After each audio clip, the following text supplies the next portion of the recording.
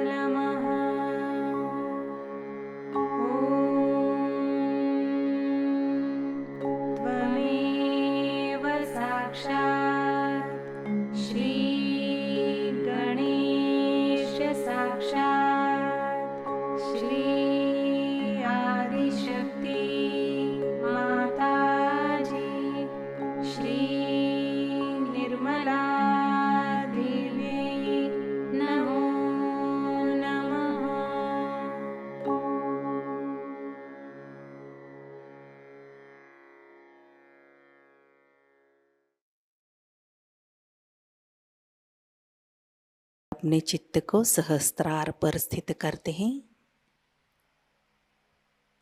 परम पूज्य श्री माताजी, कृपा कर सामूहिकता के सहस्त्रार पर आप विराजिए।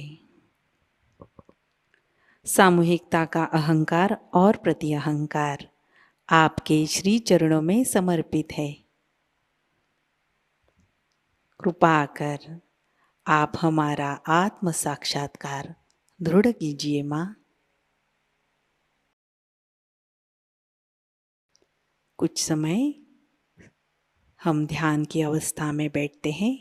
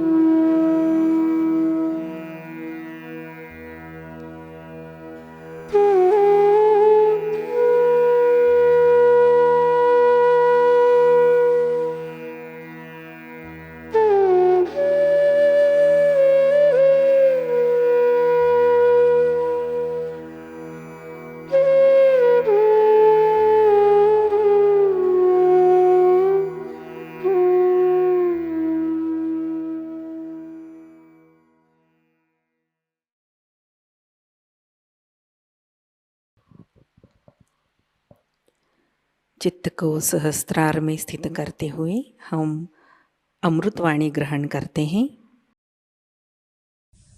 When this happened,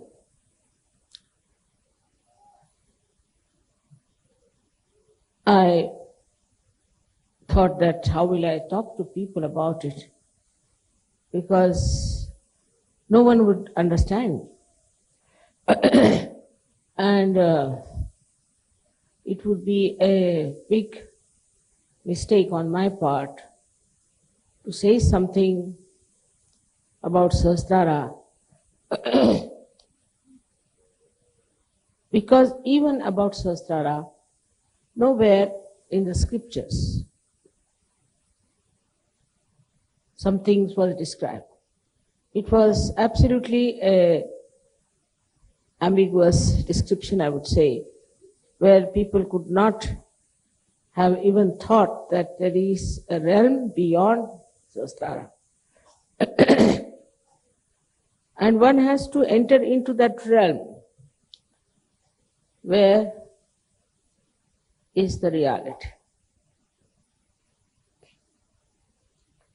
That time what I saw around me, I felt is all darkness. And unless and until there are many lights, people will never realize that how important it is to have lights. It is a human error also all the time that if somebody achieves something, then they put that person onto a shelf. For example, Christ, all right, he was Christ, we are not Christ. Muhammad Sahib, he was Muhammad Sahib, we are not Muhammad. Rama was Rama, Krishna was Krishna. We are not that. How can you expect human beings to behave like them? So, absolutely they are separated. The divine personalities away, very much away from human personality. It was just a adoration, I can say, faith. But when they said we tried to follow them, they could not. They could not follow them. Because I think human movement is on parallel lines with the divine. And these lines do not meet. Unless and until you give them self-realization. Human level is moving on another plane, and it has to come up to a higher plane to understand that what they know is not reality. I wouldn't say what is needed for that. Because in my own experience, all kinds of people came to Sahajayoga. There are people described to be very bad, cruel, another ones who were very licentious, this, that, then another ones who were cheats, and they said, Mother, they are horrible. But I have seen that every human being is as if made of the same character as far as the spirit is concerned. Outside they may be different to look at. Their way of talking may be different. Their styles may be different. Their fondness for things may be different. But inside, they are all very beautiful. And this I found out one after another. You don't know how much it was giving me joy, not only joy, but also encouragement, support, and patience. And then now you see how Sahajayoga has grown. The greatest thing has now happened is, which I realize, I'm very happy about it, that Sahajogis feel very responsible about Sahajayoga. And they feel that they have to spread this enlightenment everywhere. It's their innate desire now to spread Sahajayoga.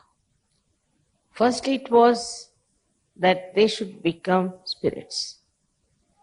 Before that, also there were some people who didn't actually seek the spirit. But they also became Sahajogis. And I'm surprised with some of you that I never expected that they would go so far. And suddenly you hear that such and such person has gone there, has done this, has done this. So when you came into the realm of reality, I don't know which principle you accepted first. That's your understanding. But one thing you realized that you are definitely connected with the divine. Some people had tremendous experiences, some had mild experience. But most of them I saw started believing in themselves, understanding themselves, and having confidence about themselves. Because there are so many myths about God, religion, gurus, that when they saw the light of the Spirit, which gave them sense of reality, as if they steadied their mind, they steadied themselves. All this happened, I must say, in a very short time. I didn't say that it took me long or I had to go through lots of various experiences. Because to me, all these experiences are nothing. If a ship is seaworthy, it can face all kinds of high tides and all kinds of shocks and everything without any difficulty, because it is seaworthy. So I didn't feel that way, but only I felt that from human level to this spiritual level, to this divine level, when you are coming, then some of that still lingers on. Some of that is still there. It has to be cleansed. It has to be brightened, we should say, or absolutely enlightened. But what was the great thing about Sahajayoga? That you yourself did all that. It's nice to say, Mother, you did this, you did that. Maybe enlightenment part of it. But say now there are lights here, and these lights, unless and until they are attended to, looked after, and given oil of love, how can they go on burning? This is something, what I must say, that you people somehow or other realized how important it was to become good Sahajogis. Maybe introspection, I don't say. Maybe somebody else talked about it. Maybe it's your own understanding. Whatever it was, all of you tried to be good Sahajogis. Of course, there are people who are sometimes very angry with me, like, why don't you cure my sister, or why don't you cure my father? If you are God, this, that, is that. But it makes no difference to me, because they are so frustrated, so upset, so they are talking like that. If you see one or two persons here and there, you see here thousands, such beautiful people. It's complete emancipation of this earth, of this globe, I'm sure will take place if you people all take up the responsibility. The responsibility has certain problems which we should know.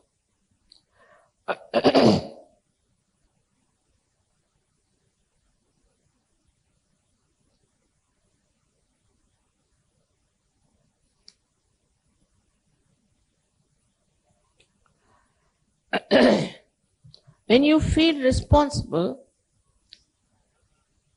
you must know that you are not in charge. One thing. Secondly, you also must know that there are so many other forces so many angels and ganas are with you. You are not alone. So, to think that you are doing anything will make you maybe egoistic. At that time, what you have to do is best is to say, all right, I am not doing anything, it's the divine that is working it out. Not that the divine wants any credit from it. But by saying that, this balloon of ego will not come. And you will become humble. And this humility will definitely improve this great tree of spirituality within you. Definitely it will make you a very evolved personality, no doubt about it. But first of all, we have to say, I am not doing anything. It's very important to understand when you have spiritual authority to do things. It is not a testing ground, I can tell you this much. Many people think that mother is testing us. I am not testing. You are testing yourself. I am not saying don't do this or don't do that. You are testing yourself and now must know that you are in the beautiful garden of reality. Where very few have entered.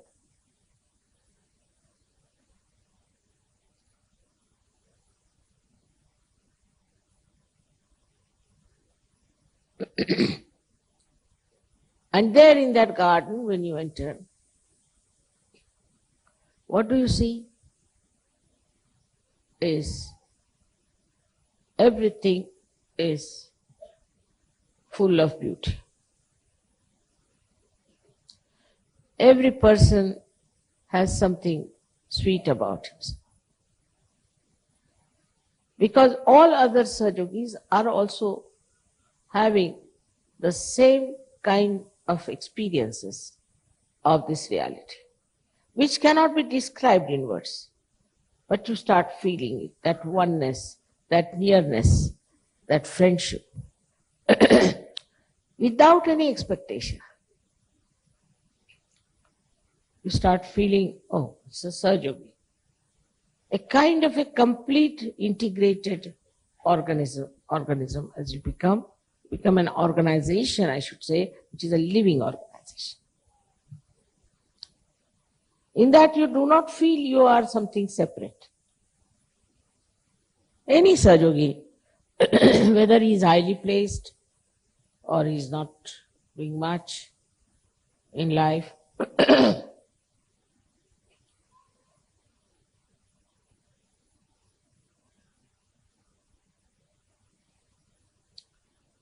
this integration, this oneness, this feeling of identification with others makes you so large, so big, so great, so powerful. You are not alone and you say, I am not doing anything. So you become so humble that you forget all these false ideas about class consciousness or religion consciousness or I don't know, all sorts of consciousness people. I don't know much about these consciousnesses that human beings suffer from, but I've seen how it happens. And when that humility becomes your character, not that you are humble because there's something to be done. You are humble. When people are doing some sort of, say, business, they'll be extremely humble and nice, but they'll be very unkind otherwise. Here then you become absolutely humble. And there's no duality in your personality left. But that doesn't mean you become weak. Humility is only possible for people who are strong, because they don't need any reactions. They don't need any protection. Their humility keeps them protected also very much.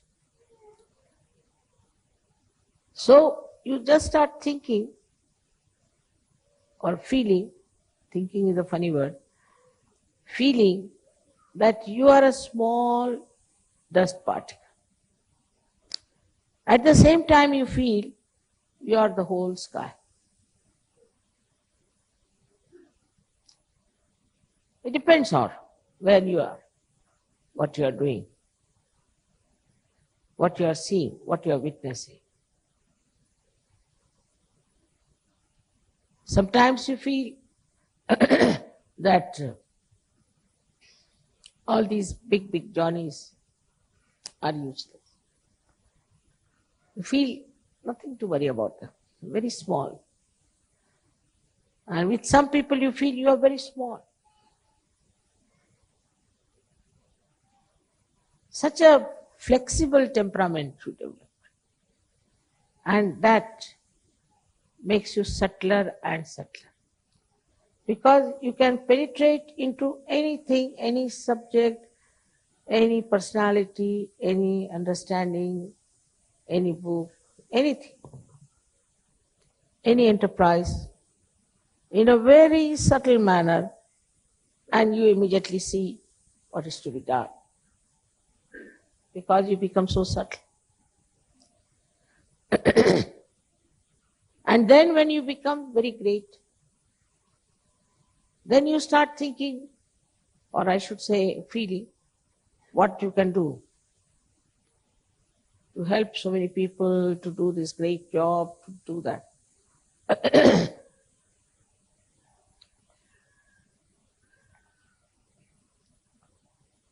This when happens to you, they don't think that you are egoistical.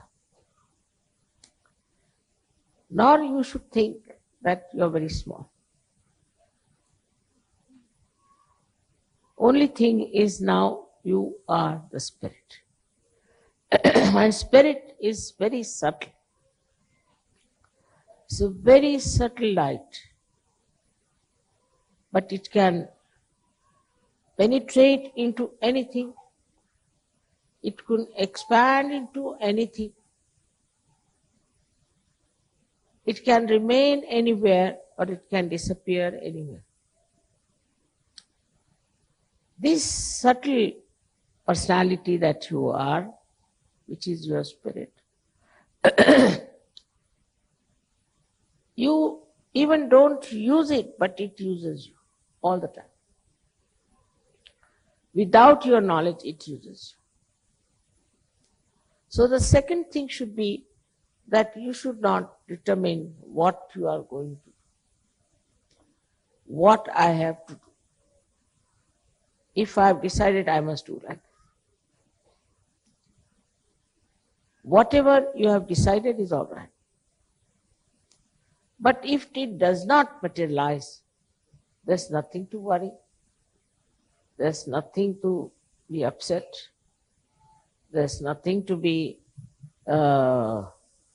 overly nervous about.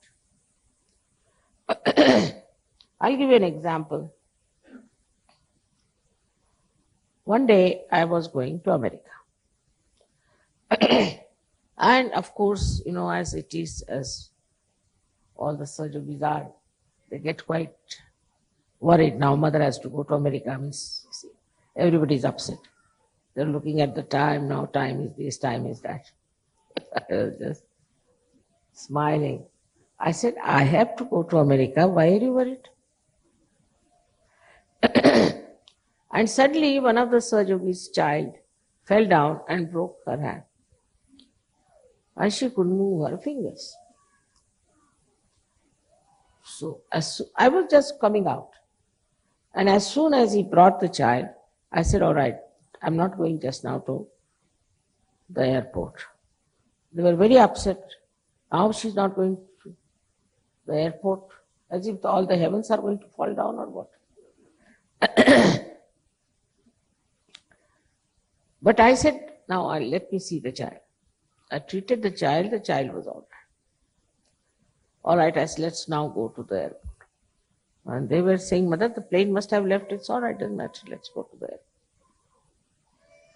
Went to the airport, and this plane that was going to take me was just there because there was something wrong with the plane. And there was another plane going to Washington, and I wanted actually to go to Washington instead of New York. So I was in the plane nicely going to Washington.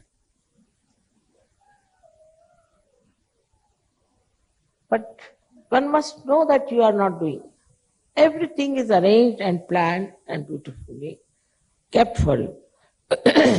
You decide something, all right. If your decision is all right, if you have to do that, it will work out. If it doesn't work out, it should not have been worked out. Now this is the difference between a person who is a realized soul and who is not a realized soul. A realized soul person is not bothered what he wants, what he likes, what he is fond of. He is not. Whatever he gets is all right. Now I can see you are living under this roof, which is so horrible. I mean,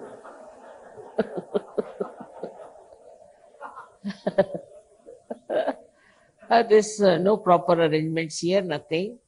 I don't know how you are living here. I mean, I just don't know what to do. And we are trying to get a land, and this landowner is such a greedy fellow, but I don't mind the greed part, but still he's not yet giving us the land. It's all right, now what to do? But you all enjoy it. You don't mind. Otherwise, normally people would say, you know, I want this kind of a room and I want this kind of a house and this and that. That you can live under any circumstances because you don't worry about your physical comfort anymore. What you think of your own spiritual comfort.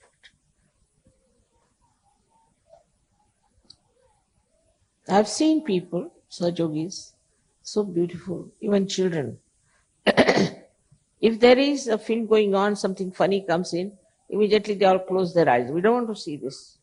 Nobody has to tell them because, you see, they are sort of inside, they have built in that subtle personality which cannot stand nonsense.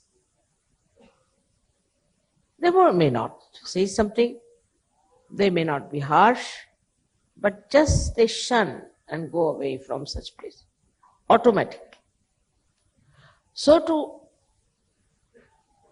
describe the new personality is this way. That in the nature we see very clearly. In the nature, what we see is a tree grows.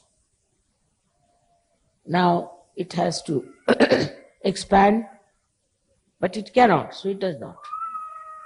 If it can, it will. And also it tries to bring all the leaves exposed to the sunlight somehow. So I don't think the trees have that much intelligence to organize it. But there is something that organizes them so beautifully. Now, it's not only one tree, thousands and thousands and thousands and thousands. The one who does all that is the one with whom you are in contact. The trees are not. They are just playing into the hands of nature. But they cannot manipulate, maneuver, understand this divine power. They cannot. Animals cannot. Even human beings cannot. But you can, because you have crossed the limit of this human bondage. And now you are just like great citizens of the great realm of divinity. So this divine force helps you, works out everything. And also it takes you, it guides you, it manages you. So what you have to do is to keep yourself open for the guidance. At the same time, you must act, because the guidance will also come from within, by which you will know, this is what I have to do. Now supposing even then you feel that this was not achieved by you, and you feel that still, I don't know why I couldn't get what I wanted.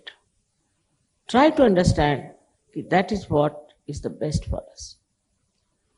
But it never means that you should give up. You should not desire. I have seen Sahajayogi's desires are much more powerful than mine. The reason is I am desireless. I have no desires as such. Try to fathom out if I have any desires. I see I have no desires of any kind. Or I do not earnestly want anything. That you can say it's a very frivolous temperament. But it all, very different with you people. You people are very differently made because you have achieved something.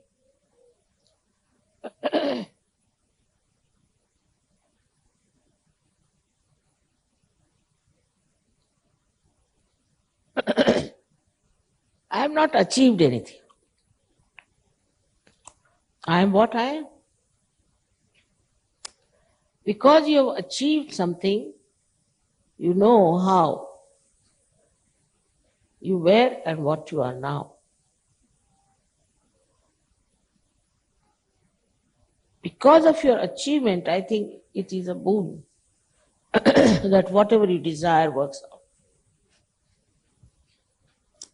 Because you have worked so hard, it's a boon. It's a special blessing for you, whatever you desire.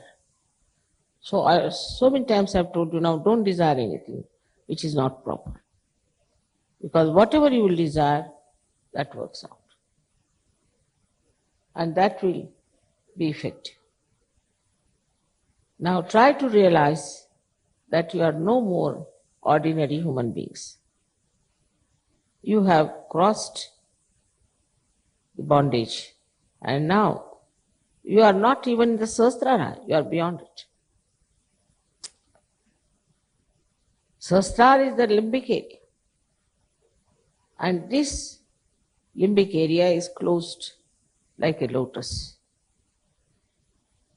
And when you get your Kundalini entering into it, then this lotus opens like this. And that's what is written in the Bible, that I'll appear before you like tongues of flames. It's the divine say. So these petals are nothing but nerves which are enlightened, just like these, and they look like flames. But these flames are not with any heat. We call it in Sanskrit tapahina. No heat. Extremely cooling, soothing, beautifully burning. So when this Sahasrara lotus opens, then the Kundalini pierces through your fontanelle and you get your realization. This is what has happened to you. Now, only thing is to keep this lotus open. And there where we fail, sometimes, because still there are some lingering human feelings within us. Firstly, it is covered with the with the ego and the conditioning, or with the superego, two balloons. These two balloons again and again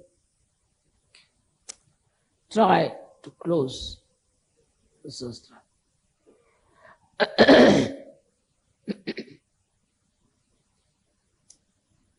So you have to be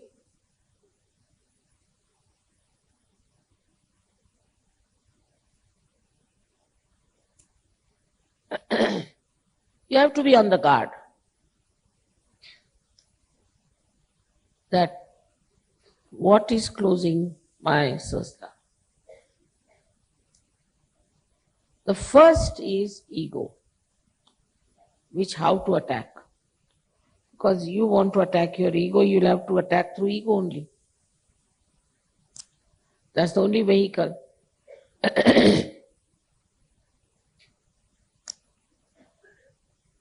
So we have this state of nirvichara, of thoughtless awareness, where we have to go.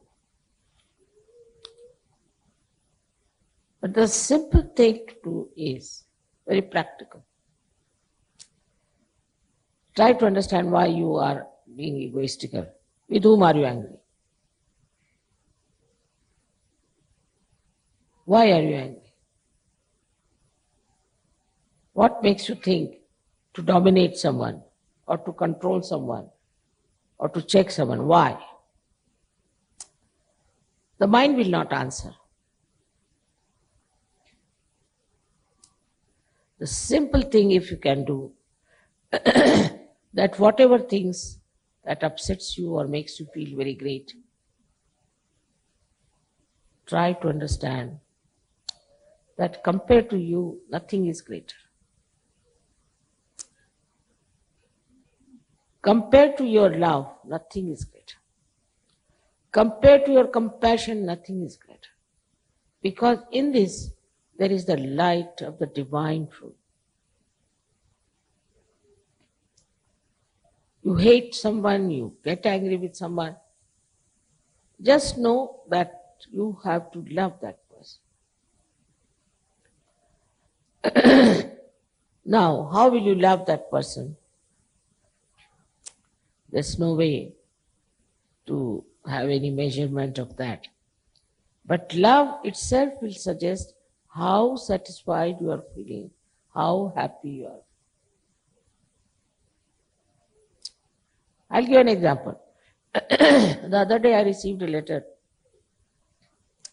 from someone challenging me very much from Poland, that her mother is sick with something, cancer or something, and challenging me all the time. If you are God, you must create.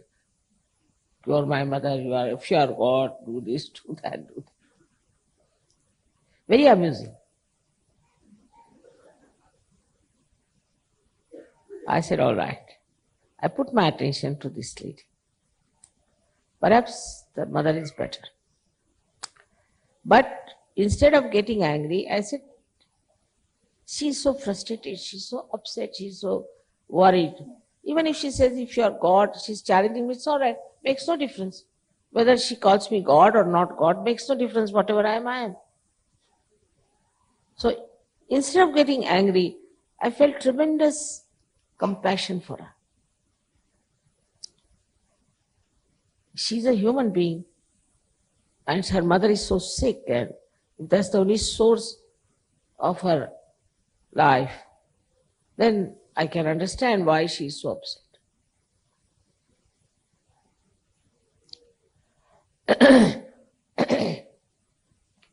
So if you just try, which you can do very easily. It's not difficult. Because you are realized souls. I'm talking to saints. If you just put your attention on a person with love, then what happens? You get understanding.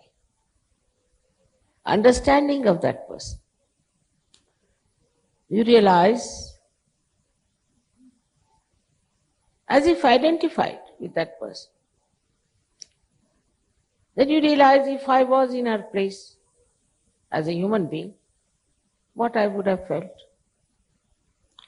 This desperation, this anger. If I was that, if I was the same type of person with the same kind of problems, then what would I do?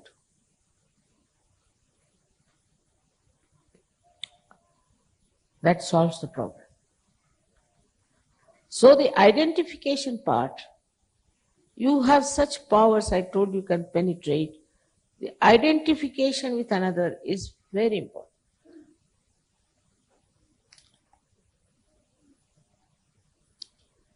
And you can do it.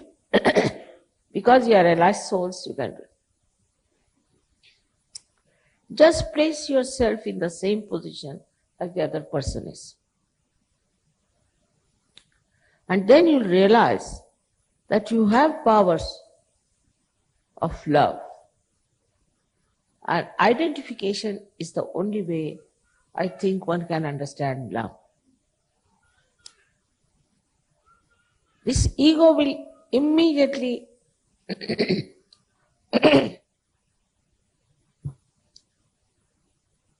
sucked in as soon as you put your loving attention on that person.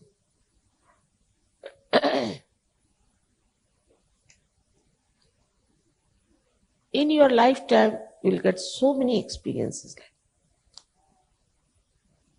that. You'll be amazed at yourself, how can I do all these things? Because you are a realized.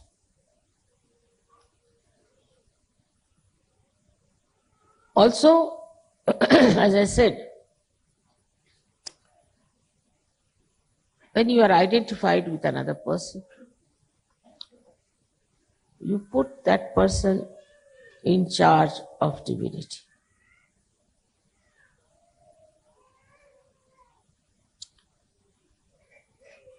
Just a feeling of oneness. Sometimes also we have very wrong idea about ourselves and about others. In small things also, we have our own ideas about something. Say some sort of a living standards some people have, we like it. I don't like it. I like it and I don't like it. Not a saint. Saint never says that. That time when you say that, you are falsely identifying yourself with another person. For example, the one, now supposing somebody has done such a beautiful flower arrangement. Instead of appreciating and enjoying it, you come and say, I don't like this, could have been better.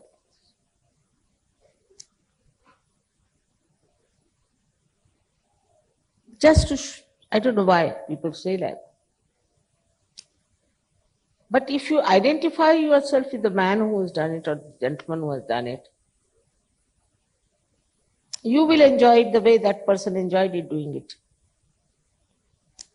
Because you are just thinking about yourself, self-opinionatedness, with which you think that this is not done so good, that could have been better, this could have been better.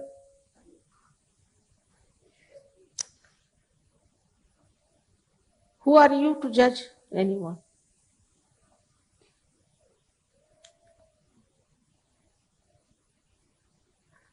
This criticizing nature comes from a terrible misunderstanding about oneself. What are we? Why should we judge anybody else? Are we paid for it? So why waste energy on judging others?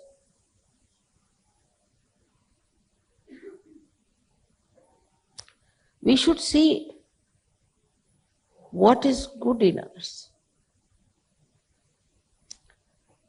Because in the realm of reality, it's all good, everything fine, everything first class. But if you are trying to see what's wrong with others, then you are not in reality. You can watch, you can witness, but you do not get upset with it, or you do not even say something that would upset others. You're watching it, it's all beautiful. I mean, just the joy of the person who put it, all these beautiful things, of all the persons, is just bubbling through that. But unless and until you are identified with those who have done this, you might say this should have been better, that should have. You can be in the same position. Supposing you do something, another one will come and say, oh, you should have done it this way, that. Wasting our energy for nothing at all. Our energy is spiritual energy.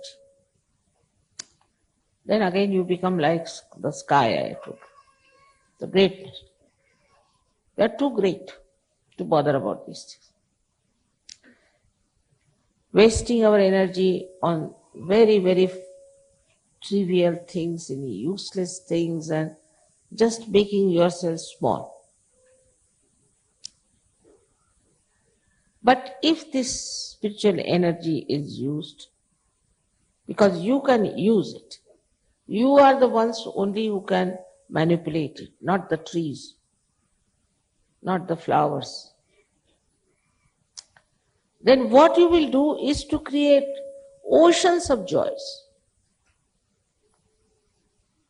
So then we come to Saj. What has Saj given you is all right. But what have you given to Saj? What have I given to Saj? Have I created oceans of joys for others?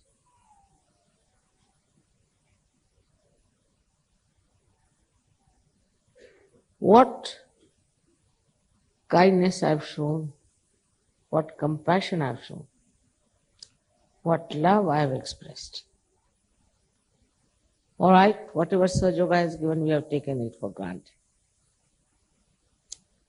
Once they come to Sahajayoga, they think it is a contract already signed.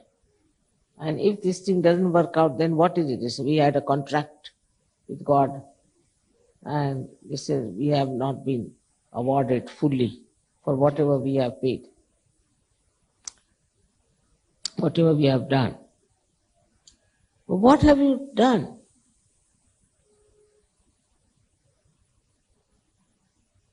In this realm of reality? Have you enjoyed the reality?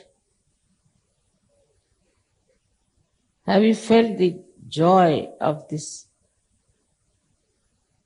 real love of divine? ध्यान की अवस्था बनाए रखते हैं।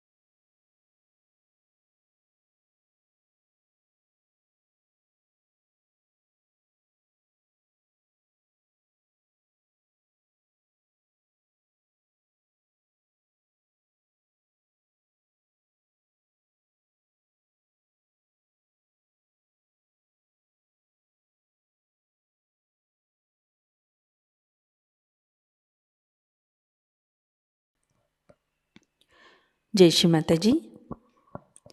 श्री माता जी के श्री चरणों में हम प्रार्थना अर्पित करते हैं।